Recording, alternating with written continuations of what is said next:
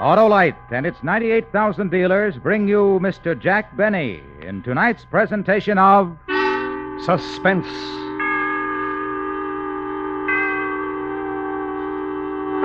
Tonight, Autolite, following a popular trend, anticipates the strange disappearance of experimental rocket ship Y-272B. The time, the year 2053. The place, the planet Mars. The star, Mr. Jack Benny.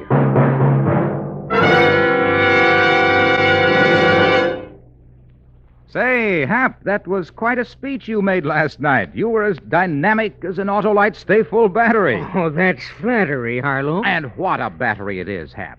The Autolite Stay Full is the power-packed pepster that needs water only 3 times a year in normal car use. I really don't deserve such praise, Harlow. Why not? That's the battery with the fiberglass retaining mats protecting every positive plate to reduce shedding and flaking and give the Autolite Stay Full longer life, as proved by tests conducted according to accepted life cycle standards. I was really good, Harlow? Oh, no one could do any better than to visit his nearest Autolite battery dealer, who services all makes of batteries.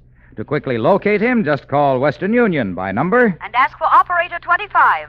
I'll tell you the name of your nearest Autolite battery dealer where you can get an Autolite Stay Full. The battery that needs water only 3 times a year in normal car use.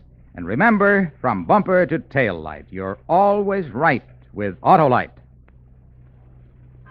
And now, Autolite presents transcribed Plan X, starring Mr. Jack Benny, hoping once again to keep you in suspense.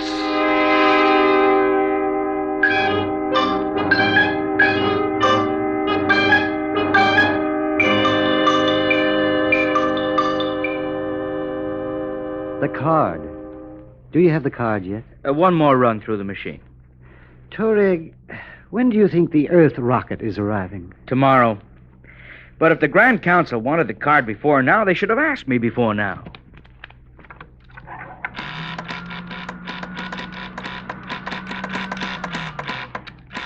Is that it? Let me see it. Here. 13756. Zeno. Assembly line worker. Atomic escalator factory. Touareg, this is the man for the job? He has the specifications called for. An assembly line worker. Why, it's incredible. Incredible.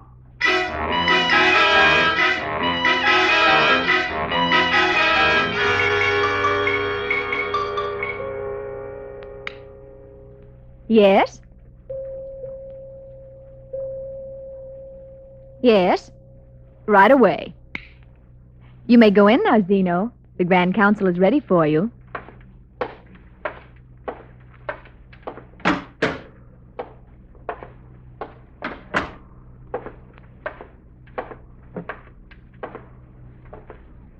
One 13756 called Zeno. Come forward. Yes, sir. Zeno, the Grand Council of Mars has a mission for you to perform. Me? A mission? You have been selected because of the qualities shown on your work and identity card, Form 42-A. Set habit patterns, attention to detail, no strong emotional or biological drives, and complete suppression of imagination. Well, I always pride myself Do not that speak unless questioned, Zeno. The Grand Council has other important matters of state. Of course, of course. You have heard the telephone broadcast that an armed rocket from the planet Earth is approaching Mars. Oh, I did hear something about it, yes. Their course has been plotted as bringing them to a landing on the plain outside the city at 10:14 tomorrow morning. 10:14. You know, I wouldn't mind seeing that. You will see it, Citizen Zeno. Me? You. Well, I'd certainly like to, but I'm due in the atomic escalator factory at 8. I'm on stair treads, you know. And We've arranged a leave from your job. Leave? Well, I'm not arguing with the Grand Council, but I've got a pretty important job there, and... 13756, you've been selected to meet and deal with the Earth rocket. Me? You will put Plan X into operation. Plan X? Citizen Zeno, every Martian for the last 50 years has been thoroughly grounded in Plan X, if and when a rocket should come from the Earth. Oh, Plan X. Oh, you see, I thought you said... Plan X, of course. Then you understand and accept the responsibility. Oh, anything to help out. Those assisting you on the mission will be in contact with you. Good, good. Have the other council members any questions? No, I don't believe so. 13756 called Zeno. You are now officially operating under the provisions of Plan X. Well, thank you.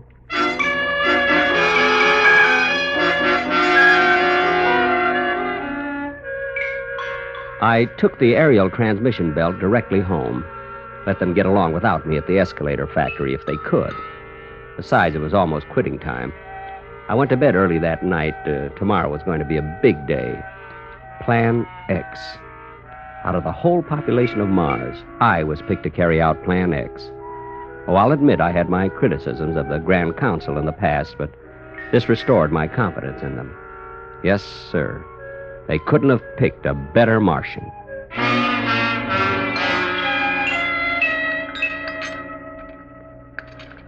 I think I'll have a second cup of ostrich, Mother. Zeno, you haven't time. You'll be late for the factory as it is. As I told you, Mother, I'm on leave. Orders of the Grand Council. Oh, yes, of course, Plan X. But will the Grand Council care if you don't get your job back? There won't be any trouble. They couldn't replace me in stair treads, and they know it. Pass the Gorot, will you, Mother? Here. But it's fattening, Zeno. Well, I got a hard task coming up, Mother. I owe it to myself. And you will be careful, Zeno. Oh, Mother, if I've told you once, I've told you 1,000 times. It's just an invasion rocket from that stupid planet Earth. So will you stop worrying? Ah, you're just like your father was, Zeno. Too brave for your own good. I am? Well, it's nothing, really.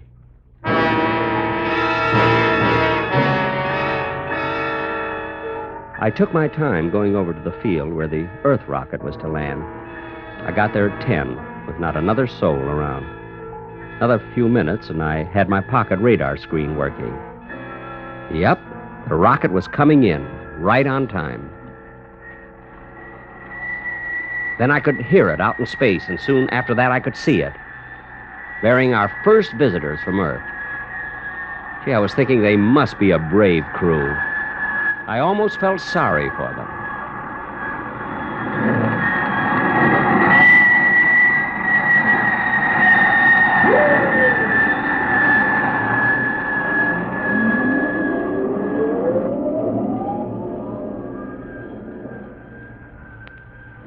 It wasn't a bad landing. Not the greatest, but not bad. After another 10 minutes, a port in the side of the rocket started to swing open, and I walked over. If I do say it myself, I made quite an impression. Commander, look. Great Scott, what is it? Commander, I think we've met our first Martian. All right, keep back, everybody. Dr. Fielding and I will deal with it. Him, whatever it is. Hand me the Martian kit, Parker. All ready, sir? Come on, Fielding. We'll be ready for anything. Right, Commander. Incredible, absolutely incredible. I'll try to talk to him. We, Earth people, we friends, we come from out there.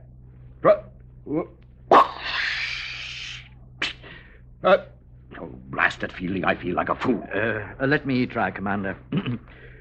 We bring you presents. Here, we bring you beads, cloths of many colors. Take them. You wouldn't have something a little more conservative? Fielding, he speaks Esperanto. Incredible, incredible. Gentlemen, welcome to Mars. It's almost as if he was expecting us. Oh, yes, for some days now. Ever since you left Earth, as a matter of fact. You hear that, Fielding? Commander, we may very well be in the presence of a superior race. Well, thank you. You say you expected us? Everyone expected us? Oh, certainly. But you're here alone. Yes. Well, unfortunately, all other adult Martians are, shall we say, unavailable. For how long? Not wishing to pry, but how long are you staying? Well, they've taken to the hills, have they? No need to be afraid of us. No need at all. There's no one in your city over there? Mainly unavailable. But I'll be glad to show you around. Martian hospitality, you know. Amazing. Can we go right away, Commander? I'll get Connie. You can call her, Fielding, but we don't want to blunder into a trap. All right, men. All in. Parker, take 3 men and stay here for rocket guard. Yes, sir. Ready, Fielding? All set, Commander. Connie, I want you to meet our first Martian. Dr. Fielding, I don't believe it. Miss Morrison, this is, 13756, called Zeno. Miss Morrison, this is Zeno. How do you do? Well, how do you do? Incredible. But he's almost handsome in a strange way. And he speaks our language. Maybe a trick of some kind. Expedition force, on to... It's a little difficult to pronounce. On to the city!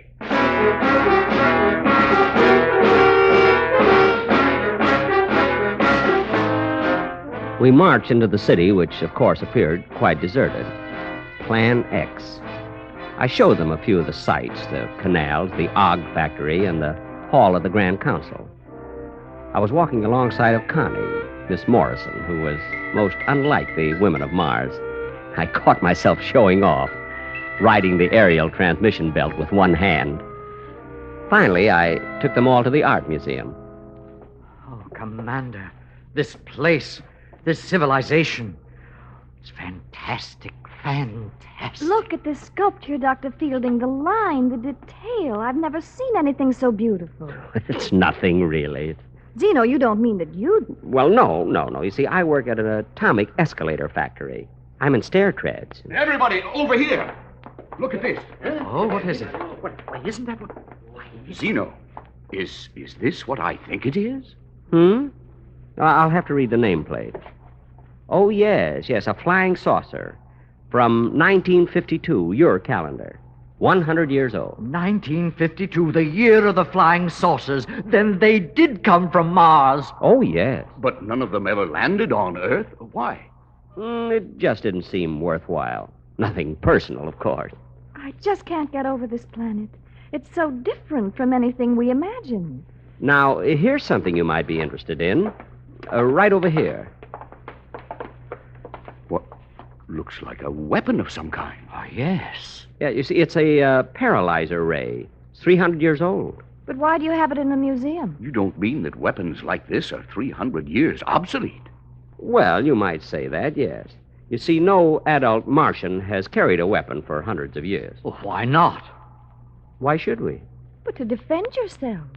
Well, we just have no aggressive impulses, that's all. Well, if someone struck you, wouldn't you strike back? I couldn't. But it doesn't matter. No one could strike me. No Martian, that is. Yes. We've never had any trouble. Zeno, you're in the diplomatic service? The escalator game. Yet you were delegated to meet us. Yes, by the Grand Council. You see, we stopped having diplomats handle our important missions years ago. Again, nothing personal, of course. I see. But you are empowered to deal with us. Deal with you? I certainly am. Good. Now, it seems logical to me that we should work out a mutual defense pact. Not right now, of course. Mr. Zeno! Mr. Zeno! Who's that? It looks like children. We have to see him, Mr. Zeno. Just some little friends of mine. Oh, they're darling. What's the problem, Ormy? We're building something, and we're all out of uranium. We need some right away, and... Zeno, does he mean real uranium? Oh, of course, Dr. Fielding. Oh, it won't hurt them a bit. We have to have it right away, Mr. Zeno. We just have to have it. The city was deserted. Where did these children come from? Oh, you know how it is with kids when they get to playing. You'll get the uranium for us, won't you, Mr. Zeno? Will you? Fascinating. What are they playing, Zeno? Yes. What's the game? I don't think you've heard of it, Commander. It's called Plan X.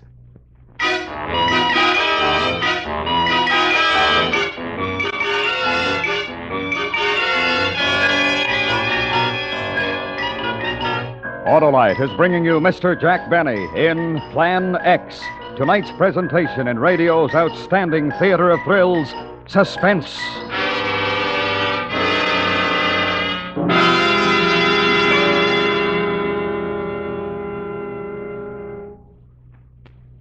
Say, Harlow, do you like to make speeches? Sure, Hap, especially about the Autolite Stay Full battery.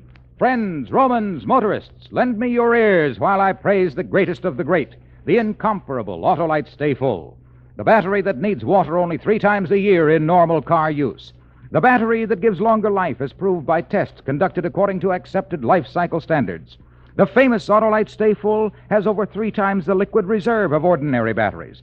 And because every positive plate is protected by fiberglass retaining mats to reduce shedding and flaking, the Autolite Stay Full just naturally gives longer life than ordinary batteries. And where can one get this glorious battery? From your nearest Autolite battery dealer who services all makes of batteries. To quickly locate him, just phone Western Union and ask for operator 25. And I'll tell you where you can get an Autolite Stay Full, the battery that needs water only 3 times a year in normal car use. And remember, from bumper to tail light, you're always right with Autolite. And now, Autolite brings back to our Hollywood soundstage Mr. Jack Benny in Elliot Lewis's production of Plan X, a tale well calculated to keep you in suspense.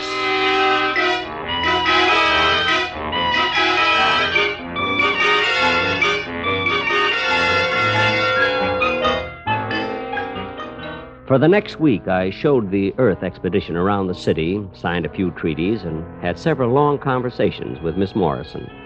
Well, not too long, but I felt we were building a solid friendship. It was too bad it was coming to an end.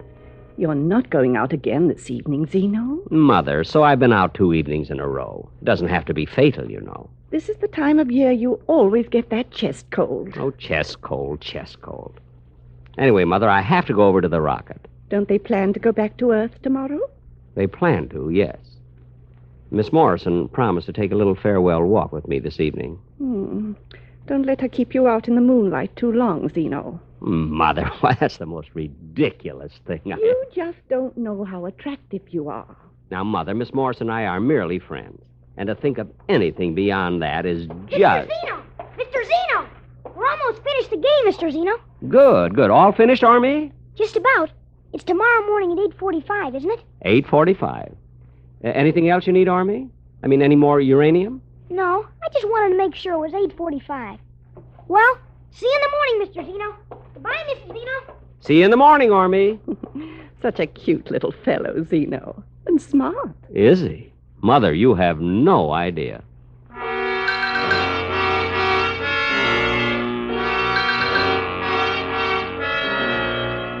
The Earth expedition was camped beside their rocket, getting ready for takeoff the next day.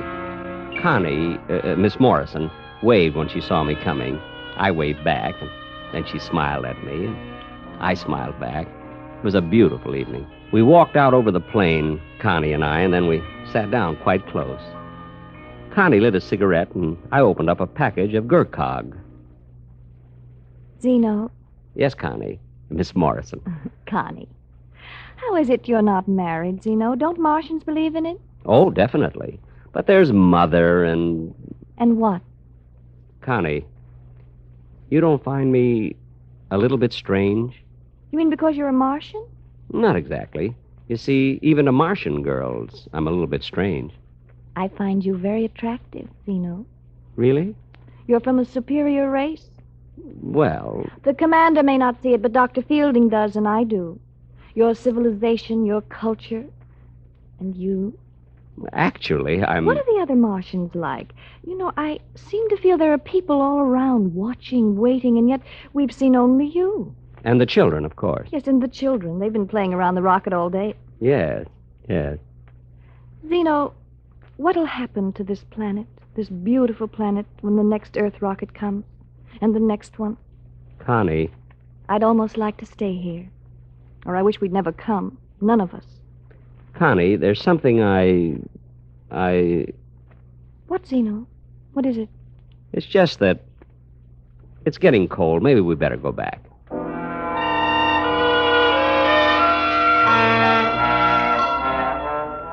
I walked with Connie back to the rocket, and then I went home. There was a message on the autophonopad. The Grand Council wanted to see me at once. You sent for me, gentlemen? 13756 called Zeno. You are nearing the completion of Plan X. I hope my work has been satisfactory. You were selected for certain qualifications, Zeno.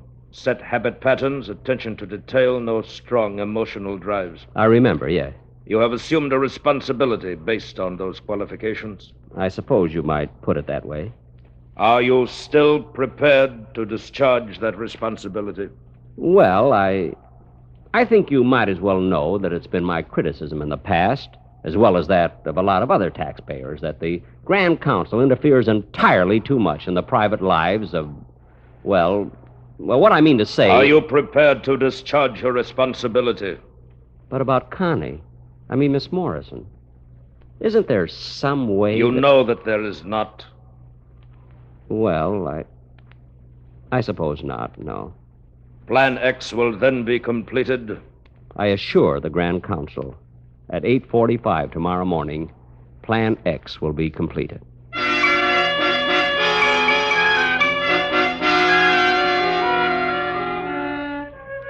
I didn't sleep well that night, and Mother was worried when I hadn't any appetite in the morning. She thought it was the start of one of my chest colds. Purposely, I didn't go out to the rocket until almost 8:40. They were blasting the motors, getting ready to take off. Zeno, I thought you weren't coming. I overslept, Connie. That is, I didn't really oversleep, but... The children have been here for an hour. We're just about finished playing, Mr. Zeno. Oh, good, Army. Did you win the game? Plan X? I think so. We'll know in a minute, Mr. Zeno. They're so intense. Are the children on Mars always that way, Zeno? Well, not always, no. Ah, come to see us off, did you, Zeno? Good boy. We counted on you. Well, thank you. Come over here, Fielding. Yes, Commander. Connie, Fielding, Zeno here has been so helpful to us that I've come to a decision. That's very nice of you, but I'm pretty well stocked up on beads right now. A different kind of a present. Zeno, I've decided to invite you to come with us to Earth. To Earth? How about it, Zeno? We're taking off in 16 minutes at 9 o'clock. How about it? Well, it's not that I don't appreciate your thinking of me, but Mother would worry and... You see, we need you, Zeno. That's not true. Well, I'm afraid it is. You see, I think Zeno is a much more important man than a worker in an elevator factory. Escalator. I'm in stair trends. And if we have Zeno along the next time we come back to Mars, we'd be much less likely to run into, well, an ambush. I'm afraid he's right, Connie. He's not right. How about it, Zeno? Thanks, but no. Commander, those kids, they've got some sort of a ray gun set up. Fielding. Is it real, Fielding? Why, it looks like it, Commander. Get Zeno over in front of us, quick. Now they can't shoot without hitting him. Get your gun out, Parker. You mean the kids, Commander? If we have to, yes. Tell them not to fire on us, Zeno. I'm sorry, Connie. Really sorry. Oh, it's all right, Zeno. Do what you have to do. Shall we shoot, Mr. Zeno? Have your gun ready, Parker. It wouldn't do any good, Commander. All right, Army. Plan X.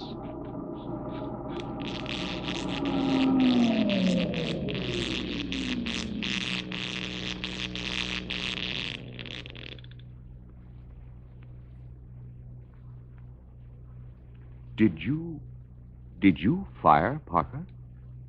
Me, sir? Fire a gun? Why, I couldn't. I couldn't do a thing like that. No, of course you couldn't. I don't know what made me ask. The rocket, its motors have stopped. Its motors have stopped, Commander. Well, we aren't going anywhere, are we? Someone said something about going back to Earth. Back to Earth? Oh, no. Of course not. Of course not. Everybody all right? What happened, Commander? What happened? Nothing, really. It's just that Army and his little friends built a maturity ray. It takes people who are, shall we say, less advanced and increases their IQ by several thousand years. That's amazing. Child's play. Zeno, do you mean to say... Commander, Dr. Fielding, Parker, Connie, permit me to congratulate you as fellow Martians. Utterly amazing. Connie. Look, here come the Martians. Our fellow Martians, thousands of them.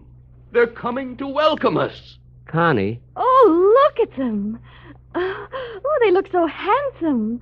so intelligent, so... Connie. Yeah, excuse me, Zeno. I'll be back, Commander. I have to go to them. I'll be back.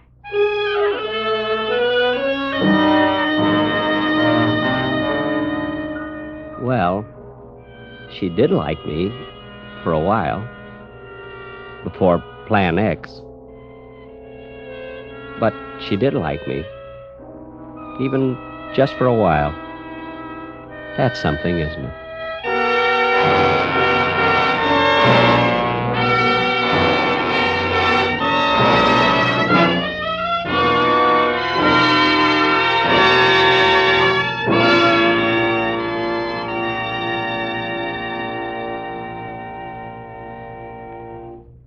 Suspense. Presented by Autolite. Tonight's star, Mr. Jack Benny. This is Harlow Wilcox again, speaking for Autolite, world's largest independent manufacturer of automotive electrical equipment. Autolite is proud to serve the greatest names in the industry. That's why, during the early months of 1953, as we did last year, the Autolite family will join in saluting the leading car manufacturers who install Autolite products as original equipment. Our Autolite family is a worldwide family and numbers among its members some 30,000 men and women in Autolite plants in the United States, Canada, and many foreign countries, and the 18,000 people who have invested a portion of their savings in Autolite, as well as thousands of Autolite distributors and dealers, and the many leading manufacturers who use Autolite products as original equipment.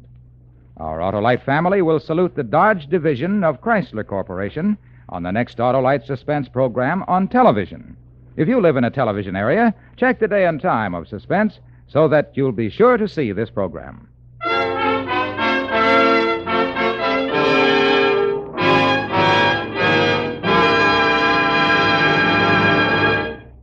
Next week, the dramatic report of a man's desperate race for freedom.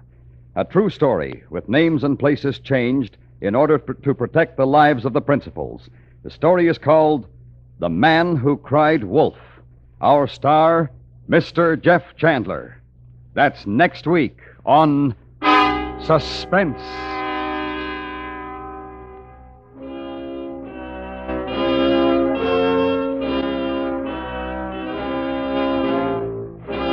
Suspense is transcribed and directed by Elliott Lewis, with music composed by Lucien Morowick and conducted by Lud Gluskin. Plan X was written for Suspense by Richard Powell. Featured in tonight's cast were Mary Jane Croft, Norma Varden, John McIntyre, Truda Marson, Howard McNear, William Conrad, Jack Crucian, Joseph Kearns, and Stuffy Singer. The Jack Benny Show may be heard every Sunday on the CBS Radio Network. And remember next week, Mr. Jeff Chandler in The Man Who Cried Wolf.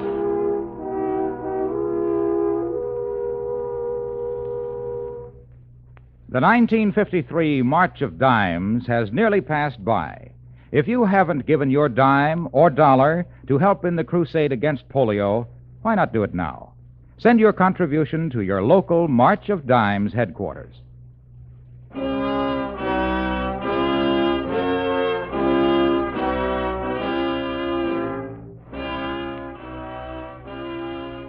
This is the CBS Radio Network.